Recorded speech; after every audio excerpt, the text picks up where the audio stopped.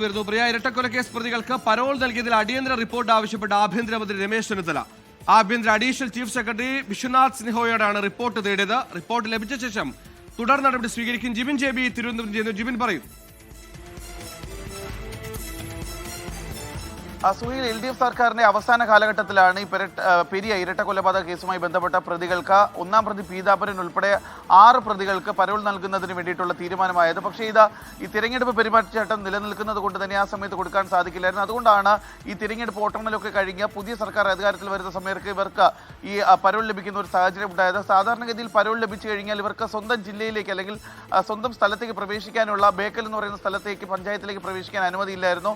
മുൻപും പലതവണ ഇവർക്ക് പരോൾ ലഭിച്ചിട്ടുണ്ട്. പക്ഷേ ഇത്തവണത്തെ പ്രത്യേകത എന്ന് വെച്ച് കഴിഞ്ഞാൽ ഈ ഒന്നാം പ്രതി ഉൾപ്പെടെ എല്ലാവർക്കും സ്വന്തം പഞ്ചായത്തിലേക്ക് ബേക്കൽ പഞ്ചായത്തിലേക്ക് ഉൾപ്പെടെ പ്രവേശിക്കുന്നതിന് വേണ്ടിയിട്ടുള്ള അനുമതി ഉൾപ്പെടെ നൽകിക്കൊണ്ടുള്ളതാണ് ഈ ഒരു പരോൾ എന്ന് പറയുന്നത്. ഇതാണ് ഇപ്പോൾ വലിയ രീതിയിൽ ഒരു ചർച്ചാ വിഷയമാവുകയും ചെയ്തത്. ഇതിന്റെ അടിസ്ഥാനത്തിലാണ് നിയുക്ത ആഭ്യന്തര വകുപ്പ് മന്ത്രി രമേശ് ചെന്നിത്തല തന്നെ എത്രയും വേഗം ഈ പരോളുമായി ബന്ധപ്പെട്ട കാര്യങ്ങൾ, എന്തുകൊണ്ടാണ് ഈ പരോൾ, ഏത് സാഹചര്യത്തിലാണ് പരോൾ നൽകുന്നത്, എന്തിൻ്റെയൊക്കെ അടിസ്ഥാനത്തിലാണ്, എത്രാമത്തെ തവണയാണ് ഈ പ്രതികൾക്ക് പരോൾ നൽകുന്നത്, ഇതെല്ലാം കൂടി ഉൾപ്പെടുത്തിക്കൊണ്ട് ഒരു കൃത്യമായ റിപ്പോർട്ട് ഇപ്പോൾ ഡിപ്പാർട്ട്മെന്റ് സെക്രട്ടറിയോട് തേടിയിരിക്കുകയും ചെയ്യുന്നത്. അത് വേഗം തന്നെ ഈ ഒരു റിപ്പോർട്ട് നൽകണമെന്ന് കൂടി പറയുകയും ചെയ്തിട്ടുണ്ട്. കാരണം ഇത് വലിയ രീതിയിലുള്ള ഒരു പാർട്ടിക്കകത്ത് നിന്ന് തന്നെ ഒരു എതിർപ്പ് ഉയർന്ന സാഹചര്യം ഉണ്ടായിട്ടുണ്ട്. കാരണം കഴിഞ്ഞ സർക്കാരാണ് LDF സർക്കാരിന്റെ അവസാന കാലഘട്ടത്തിലാണ് ഈ ഒന്നാം പ്രതി ഉൾപ്പെടെയുള്ളവർക്ക് പരോൾ നൽകാൻ തീരുമാനിച്ചതെങ്കിൽ പോലും ഈ നൽകിയ നടപടിയെ പിൻവലിക്കാൻ വേണ്ടി ആഭ്യന്തര വകുപ്പ് തയ്യാറാകണമെന്ന് ആവശ്യപ്പെട്ടുകൊണ്ട് കോൺഗ്രസ് പ്രവർത്തകർ രംഗത്ത് വരുന്ന ഒരു സാഹചര്യം ഉണ്ടായിട്ടുണ്ട്. അതിന്റെയൊക്കെ അടിസ്ഥാനത്തിലാണ് നിയുക്ത ആഭ്യന്തര വകുപ്പ് മന്ത്രി തന്നെ എത്രയും വേഗം ഈ പരോളിനെ കുറിച്ച് പഠിച്ച റിപ്പോർട്ട് തരാൻ വേണ്ടി ഇപ്പോൾ അറിയിക്കുകയും ചെയ്തിട്ടുള്ളത്. സുഹൈൽ,